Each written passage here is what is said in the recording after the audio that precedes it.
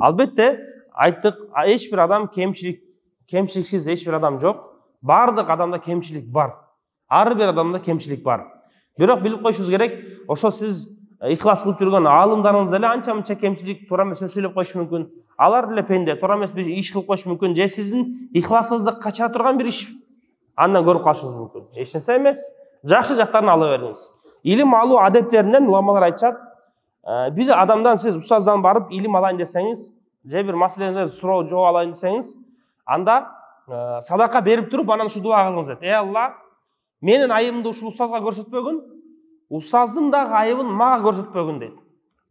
Мен анын айыбын көрүп алып, жек көрүп, анан артынан гыйбат кылып, жаман сөздөрдү бар ташып, илимден кур калып калбайын дейт. Ушундан дуа кылып жүргөн урматтуу туугандар, илгери адамдар илим аларда. Мен өзүм деле илим алып жүргөндө дайыма дуа кылчумун. Ey Allah, менин кемчилигимди, айыбымды устазга көрсөтпөгүн деп дуа кылчу элем. Урматтуу тууган, ошондон албетте Алла Таала илимди аларга эмне үчүн берди? Кечириш үчүн берди, элге илим таркатыш үчүн берди да. Биз ойлонуп көрөлү. Hazreti Umar radhiyallahu окуясын бир күндө Ibn Umar radhiyallahu баласы айтат, күндөн биринде Умар радhiyallahu пайгамбар саллаллаху алейхи вассалам алдына барып айтты: Алланын элчиси, мен сизди баардык нерседен артык көрөмүн дейт. Үйбүрө бала чакамдан, мал мүлк дүйнөмдөн, бардык тааныш туугандардын баарынан сизди артык жакшы көрөм деди. Пайгамбар айтты: сенин ыйманың толуу элек деп. Умар радhiyallahu барып, кайра ордуна отурайын деп, ойлонуп отурбастан кайра пайгамбарыбыз келип жолугуп: Ey Алланын элчиси, мен сизди өзүмдүн жаныман дагы көрсө артык көрөт экенмин дейт. Сиздин өзүмдүн жаныман дагы сизди артык көрөт экенмин. Буга чейин ойлогом, мен өзүм жанымды өзүм жакшыраак көрөм деп. Сизге караганда жок, өзүмдөн да сизди артык көрөт экенмин дегенде, пайгамбарыбыз эми мына иман толук болду деди. Уламалар айтышат, эмне үчүн? Кийин Ибн Умар радhiyallahu баласы Умар радhiyallahu өзүнөн сураган ушул окуяны. Эмне деп айттыңыздар, эмне үчүн отуруп барып кайра кайтып келдиңиз десе, мен ойлоп көрдүм, исламга чейин мен ким элем дейт. Умар исламга чейин бир төөнү да кайтара албайт эле. Мен кандай мыкаачы элем, ким элем? Пайгамбар келип өзүнүн илим аркылуу, Алла субхана таала берген хидаят аркылуу бизге дин алып келди, мени туура жолго салды. Андан кийин мен ким болуп калдым? Эгер пайгамбарыбыз келбегенде, илим бербегенде, биз тозоктун отуна олмокпуз. Хадис айтылат: ал-улама варасатул анбия. Алымдар бул пайгамбарлардын мураскору дейт, урматтуу туугандар. Пайгамбар саллаллаху алейхи вассалам өзүнөн кийин байлык калтырган жок. Алтын, күмүш же бийлик калтырган жок, урматтуу тууган. Бирок өзүнөн кийин ошол илимди калтырды, мурас кылып. Кимге калтырды? Өзү мураскорлордун ошо алымдарга калтырды. Ошол илимди азыркы күнгө чейин бизге ким жеткирип келди, урматтуу тууган? Алымдар жеткирип келди да. Туурабы? Ошону алды, жаттады, башкаларга жеткирди, өзүнүн өмүрүн, жанын, жаштыгын сарптады, ден соолугун сарптады да. Бизге бир хадис жетип келсин деп бизге бир аят туура мааниси менен жеткирип келсин деп бизге, урматтуу тууган. Ошону кантип түшүнүш керек? Аны кимде жеткирди? Алымда жеткирди да. Же Google жеткирди, урматтуу тууган. Google деле кече эле чыкты, ал жөн эле маалымат мындай аянтчакс эле да. Кайсынысы туура, кайсынын жалган билбейсиз анычы. Бирок сизге ошонун баарын тең таразылап берген, электен өткөрүп берген сизге алымдар, урматтуу тууган. Азыркы күндө Кыргызстан көпчүлүгүбүз, урматтуу тууган, ахли сунна вал жамаа, шия эмеспиз биз, Кудайга шүгүр. Имам Адам, Абу Ханифа рахматуллахи алейхи маскан кармайбыз, Матурidi акыйдан кармайбыз көпчүлүгү, урматтуу тууган. Кээ бир адамдар бар, мазхаб кармагандар бар. Кээ бир адамдар бар, ошол акыйдадан туура эмес ченчте жүргөндөр бар. Анан ошол адамдардан көп угуп калабыз. Эмнени? Уламалар жөнүндө жаман сөз тийгизет да. Соц тармактан өзгөчө блогерлерге кайрылат элем да. Чала блогерлер же мындай толук блогерби? Сиз кайсы бир маалымат уксаңыз, тактаңыз биринчичи. Кайсы бир аалым тууралуу сөз айтуудан алдын комментарий сүйлөй беребиз, баарыбыз критика кылып. Мисалы, ошол алым окуган медреседе сиз 7 жылбы, 10 жылбы, бир жума чыдабайт элеңиз да ошол илимди чалууда. Илим алган адам өзүн кордойт. Кордукту көрөт, ачка болот, чаңкайт, анча-мынча уруш жейт, өзүн төмөн алат кандай болсо дагычы. Бирок илим үчүн ал. Өзүнүн абирин түшүрүп атат. Биздин устаздар айтат эле, адам баласы илим алганда бул жанакы тоонун ташынан алып, эзилген сурма сыяктуу дейт. Аны канчалык эзген сайын ошончолук майда порошок болот, анан адамдар көзүнө сүртүшөт да. Таш бойдон эч ким көзүнө сүртпөйт да. Көзүнө сүрткүсү келбейт. Сурманы эзилгенден кийин гана көзгө сүртөт да. surma koyup жүрсөңүз, адамдардын көзүн курутуш үчүн атайын биздин пайгамбарыбыз сүннөтү сурма коюш. Ошондой эле алым деле өзүн эзди канчалык. Анан кийин Алла Таала аны адамдардын көзүнө сүртүп турган сурма сыяктуу кылып коюп, даража берип койду, кадыр берип койду да. Ошондон бир алым жөнүндө ооз сөз сүйлөшүнөн алдын бир ойлонуп көрөлү да. Муну мисалына келтирейин. Мисалы Куран китебин баарыбыз сый урматтайбыз. Исламдын негизи белгилеринин бири. Пайгамбар өзүнөн кийин калтырган чоң биз үчүн туура жолго салуучу араз амалдардын бири Куран урматтоо. Эми бир адам Куранды тебелеп атса, болушасызбы? Болушасыз да. Сен эмне кылып атасың? Мусулмандын негизги туусун ачканда барып алып сен өртөп атса бирөө тебелеп атса, бирөөсүнөн зара кылып атса, кээ бир динсиз акмактар кылгандайчы. Болушасыз да. Жүрөгүндө кыпынчалык бир ыйманы бар адам барып жок дегенде ошо Куранды алып келет анын колунанчы. Мушташтыгын өчө албаса дагычы. А кызылганда адам дароо менен барып ызы кылыш мүмкүн да. Көрүп атабыз мисалы, канча дин душмандары ошондой кордук көрсөтөбүз деп атат. Аны менен Куран королуп калбай турматтаган. Эми мисалы караңыз, алымда мисалы ошондой урматтаган. Жана дагы бир нерсени айтайын. Ошол Курандын кайсы бир бетинде мисалы ката болуп калса, мисалы бир бети эки бет менен аралашып калды, же толук болбой чыкпай калды ошол бетичи. Же анча-мынча сөздөр эметип кетти да. Негизи типографияда ошондой ката кемчилик кетсе, ошол тиражды токтотот полнуйчу.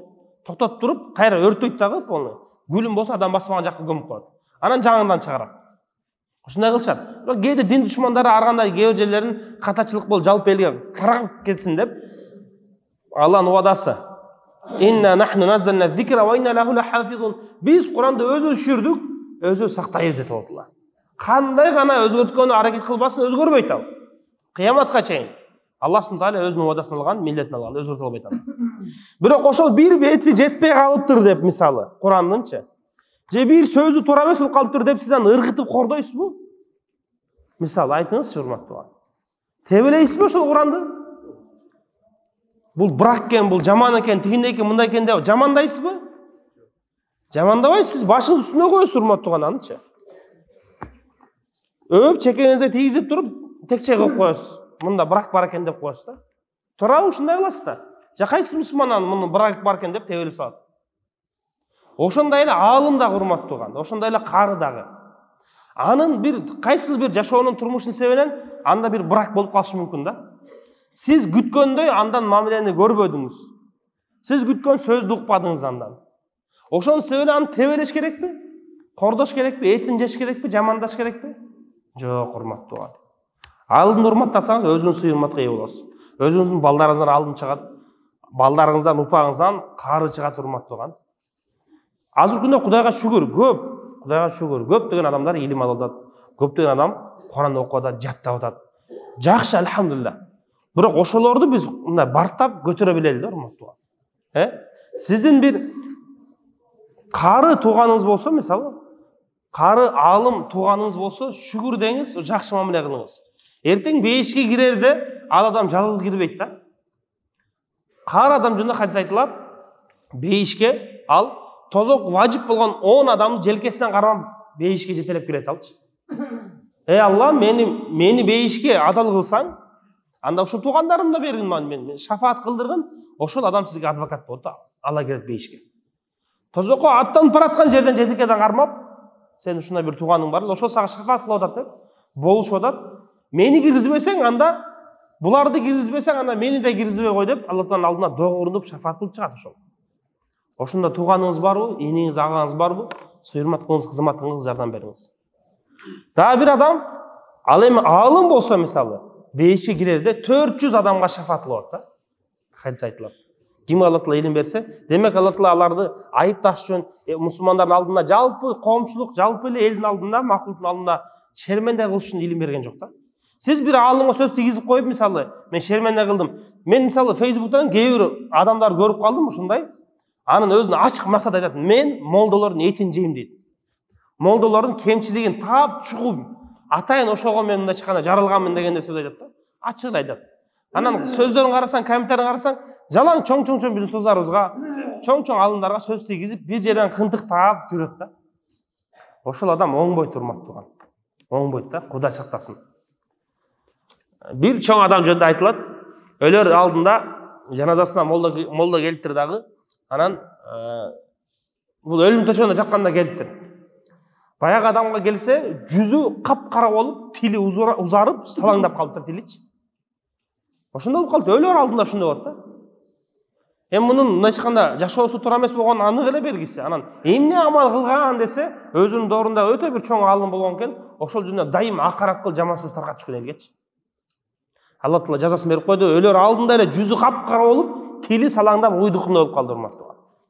Ошондой болуп калышы мүмкүн. Мейли кандай сиз жакшы жагын караңыз. Ар бир адамда өзүнүн жакшы жагы бар, жаман жагы бар. Өзүнчө илим ээлеринен урматтууган, сиз жакшы жагын ала бериңиз. Ар бир адамдын жакшы жагын кармасаңыз, жаман жагы сизге көрүнбөйт. Анан дуа кылыңыз: "Ey Алла, мага үммөттүн өзгөчө илим ээлерин, Куран ээлерин айыбын көрсөтпөгүн. Ошону көрүп алып мен аларды жаман көрүп жүрбөйүн. Аларга акырат кылып, туура эмес мамиле кылып койбоюн" деңиз урматтууган. Аны алымдарга, карлар кандай адеп кылыш керек, аны да билип алыңыз да. Ошо адепсиздиктин себебинен кур калып калбайлы да. Илимден, Курандан, Kur'an Peygamber sallallahu aleyhi ve sellem hadisinden nurundan kur kalbaylı da. Үйрөнөбүз mü inşallah? Үйрөнөлү. Sahabalar şonu үйрөнүштү. Sahabalar adep kılıştı. Peygamber sallallahu aleyhi ve sellem'ga adep kıl görсөттү. Ошон үчүн Peygamber тирүү кезинде эле чоң карлар бар эле, Peygamber'in лукма бере турган. Адашып кетсе тууралай турган. Peygamber намаз адашса, артынан тууралай турган Убай ибн Каб радиллаху анху мисалы чоң сахабалардын бири да. Курро, Саидул Курролордун биричи. Ненин берекетинен берилди бул нерсе. Ошо иншалла баарыбыз тең иншалла адеп кылалы, үйрөнөлү. Суроо болсо бере берели, машалла, ооба. Суроо берели. Азыркы күндө мисалы бир адвокатка сиз кайрылсаңыз, адвокат анын жакшы консультациясы сиз үчүн албетте мына круглинга сумма болот, мындайча айткандачы. Туурабы? Сиз азыркы күндө биз алымдардан маселе сураганда мындай жөн эле кылып коет, мындай доске кандайсың, могу маселе кандай дегендерди сурайбыз да. Сурабайбыз, эмне кандай тиги бу, вообще эч нерсе сурабайбыз да. Ушундай маселе болуп калды, эмне деп жооп бериш керек? Мейли маселени сурай бериңиз. Сураңыз, алхамдулилла. Ошо илим таркатканда шүгүр деңиз аны. Таркатып убакыт таап сизге жооп берип атат да. Дароо жооп бере албаса, кийинчерээк WhatsApp'тан сизге жооп берип коет. Шүгүр деңиз ага, алхамдулилла. Сизден бир тиын сурабайлы да. Бирок анча-мынча көңүл бар делечи. Анча-мынча көңүл урматтаган. Сурап койгонуңуз, ал акыбалын сурап койгонуңуз. Дагы бир кыска окуя менен бүтүрөйүн шунду. Бир кабырчынын окуясы. Өзү кабырда 20 жыл иштептир. Анан 40 жаштан жогору болуп жеткенде күндөрдүн биринде кабырга бир жаш жигит алып келди. Жакын эле туугандары бир эки адам менен апасы менен келип, анан жерге берип жатканда мен өзүм жардам бердим. Мына кирпичтердин баарын тизип, акыркы кирпичти тизип атканда жерге түшүп кетти. Аны алайын деп кабырдын ичине кирсем, кабырдын ичи кенейип, кадимкиден нур болуп көрүндү. Анан жыпар-жыт чыгып баштады. Буга чейин канча адам көмдүм, бирок андай көргөн эмес элем деп. Аябай кызык болду, ким экен, кандай экен. Анан ана сурайм деп өтүп байгылар кетип калышты. Арада убакыт өтпөй, көп убакыт өтпөй дагы бир жаш жигит алып келишти. Аны дагы көмүп жатып, ошол эле адамдар келди. Дагы көмүп жатып, аны дагы кабырга кирип коеюн десем, анын да кабыры нурдуу кене болуп калды. Анан кийин барып, кызык болуп сурадым барып. Сурасам, бир эненин эки баласы өтүп кетти dedi. Биринчиси илим жолунда жүргөн адам эле. Куран жытап жүргөн, пайгамбар хадисин окуп жүргөн, илим алып жүргөн адам эле. Алла Таалага бир оору берип, сыноо берип, жашоодон кош кайчып болду. Анын бара турган жайын мен өз көзүм менен көрдүм, бейиш көрдүм, бейиштин жытын сездим, кадимдей нурду көрдүм дейт. Анан мен дагы умтулуп баштадым, мен да илим алам деп. Кеч эмес экен эч качан деп. 40тан өтүп калган өзү кабырчы. Экинчи адам жөнүндө сурасам, ошонун улуу бир тууганы экен, улуу агасы экен. Ал жашын өтүп кеттир, жашы өтүп кеткен, бирок мен өзүм илим ала албасам дагы ушу иним окусун деп, инисин каржылап жүргөн толук. Тамак ашын, кийим кечесин, турак жайын, кысасы эмне керек болсо толук камсыздан камдап берип жүргөн ал. Ошонун артынан Алла Таала ага да сыноо берип өлүм келип калды. Анын да бара турган жайы бейиш экен, өз көзүм менен көрдүм дейт ал. Ошондон кийин мен өзүм ниет кылдым, илим жолуна түшөмүн, илим алып жүргөндөргө мен жардам берем дедим дагы. Ошондон ары ошол кабырчы ошол ишин таштап, ал барып илим жолуна түшүп турмак турган. Биз үчүн дагы үлгү бул жашоодо иншалла. Ошондон баарыбыз иншалла илим элерин сыйлайлы, сыйлаачылардан биз да кылсын, биздин балдарыбыздан, урпагыбыздан иншалла алым карлар чыксын, бейишке жетиле турган эртең кыямат күнү. Анча-мынча туура эмес үйлө болсак, эч нерсе эмес, садака берип кафарасы бар. Tövbe istiğfar kılıp koyalım ey Allah. Meni toora emес sözüm sebebinен, kesir kıyımlı hareketim sebebinен ey Allah, ilimden meni mahrum kалтырба. Пайғамбарымыз илинен, Құрандан мені махрум калтырба деп istiğfar tövbe kılıp koyalım. Allah Teala barımızda inşallah aytılan sözlerden amалган тауфик берсин. Subhanakallahumma ve bihamdik, neşhedü en la ilahe illa ente, nestağfiruke ve netûbü ileyk.